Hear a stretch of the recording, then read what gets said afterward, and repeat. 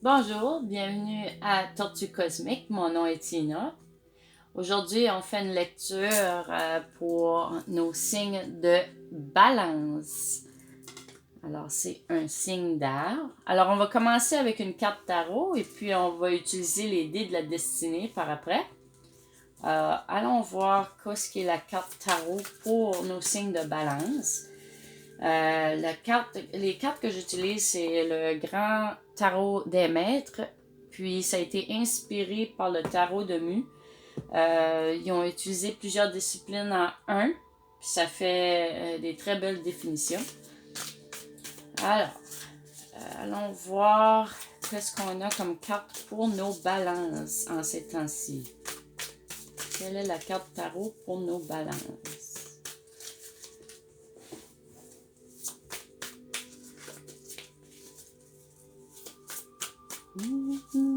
Si vous entendez peut-être du bruit, ils passons la déblayeuse à neige dehors. Alors, je m'excuse pour le bruit. Mais je vais essayer de parler assez fort, puis là, vous pourrez entendre moi et les définitions de votre carte tarot. Okay. Est-ce qu'il y a une carte pour nos balances? Une carte tarot, s'il vous plaît.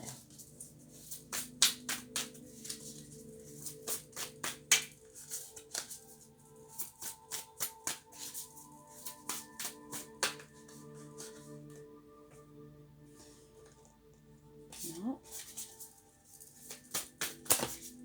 Ok, on va prendre la première.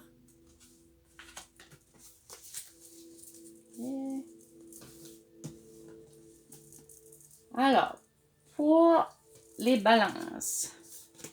Ouh, le 10 de dernier. Ah ben, c'est plaisant. On va aller voir la définition par rapport au livre. Alors, le 10 de dernier, qui serait le 10 de pentacle. Ok, 10 de dernier. Allons voir.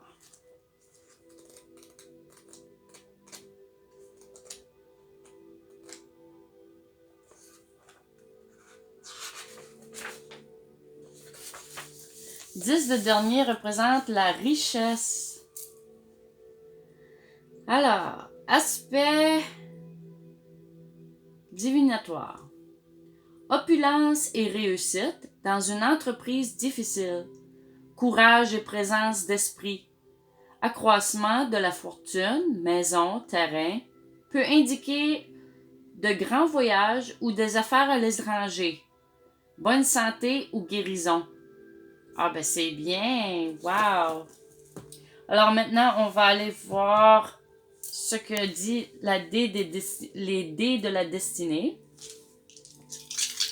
Alors c'est un signe d'air, on va commencer avec le dé qui est plus clair. Parce que voyez-vous, chaque couleur, ça a rapport avec les éléments. Alors la première chose, c'est... Excusez, on va aller voir encore... Premier, c'est la dimension personnelle de votre destin. Le deuxième, c'est pour découvrir l'influence actuelle du destin. Et la troisième, c'est les influences complémentaires. Alors, pour le premier chiffre, on a le numéro 2. Et deuxième chiffre, on a le numéro 7. Troisième chiffre, on a le numéro 5. Bingo! Non, je blague. OK, là, on va aller voir. Le premier chiffre, c'est 2. Le deuxième chiffre qu'on va rechercher, c'est le numéro 27. Et le troisième, ça va être 275. C'est comme ça que ça fonctionne. Alors, numéro 2. Numéro 2, ça dit inconnu. Le domaine de l'inconnu. Quand on rentre dans le domaine de l'inconnu, il est question de l'énigme des choses cachées. Dans ce domaine, tout indique que certains éléments vous échappent, ce qui explique que vous ne compreniez pas toute la situation. On se trouve devant un secret, une situation profonde, incomprise, émotions refoulées, rêves mystérieux, ennemi caché. On est dans le domaine de l'inconscient, de ce qui est fermé, trouble, confus, instinctif, animal. Vous vous sentirez habité par des forces insondables, mystérieuses et incompréhensibles. Vous aurez le sentiment que quelque chose va se révéler, un événement va se produire, une situation nouvelle est en gestion. Vous ne pourrez plus vous fier à vos connaissances habituelles. Une force d'attraction est en jeu. Vous serez attiré par quelque chose ou alors vous attirez les autres vers vous. OK? Alors, ça c'est pour... ça c'est pour les... Voyons. La dimension personnelle de votre destin. Alors là, on va aller voir les influences actuelles, qui est numéro 27.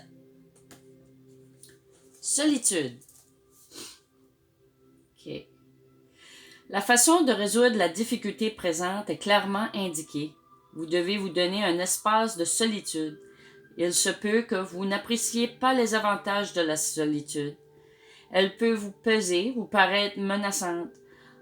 En entrant en contact avec la solitude, vous avez plus de chances d'entrer en contact avec vous-même. Bien sûr, il est possible que vous ne découvriez pas que du rose. La rencontre avec les petits démons intimes est pourtant indispensable. Vous ne devez pas fuir cette maison. Les monstres ne sont que d'inoffensifs fantômes produits par l'imagination. Au centre de la solitude, vous trouverez une étonnante clarté. Cette expérience sera très vivifiante. Le conseil, c'est se retirer, méditer, réfléchir, entrer en soi, trouver son espace personnel, se ressourcer, se connaître. Et puis, le troisième numéro, 275. Oups.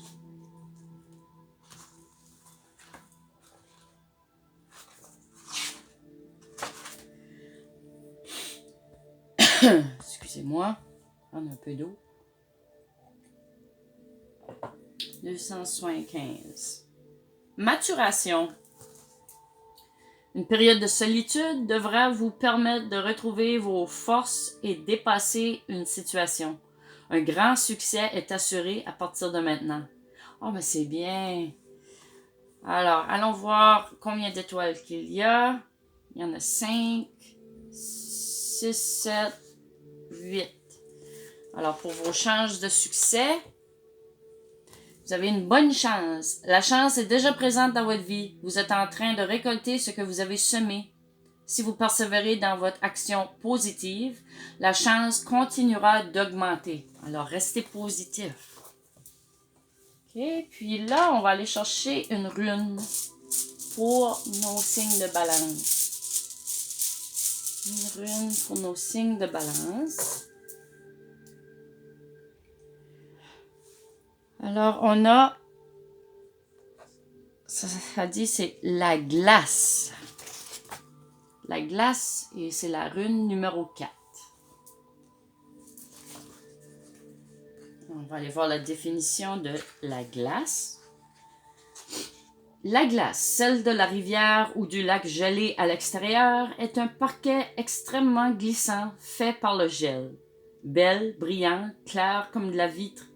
Certes, elle est belle à la vue, mais elle se révèle néanmoins un danger pour les êtres humains qui s'y aventurent.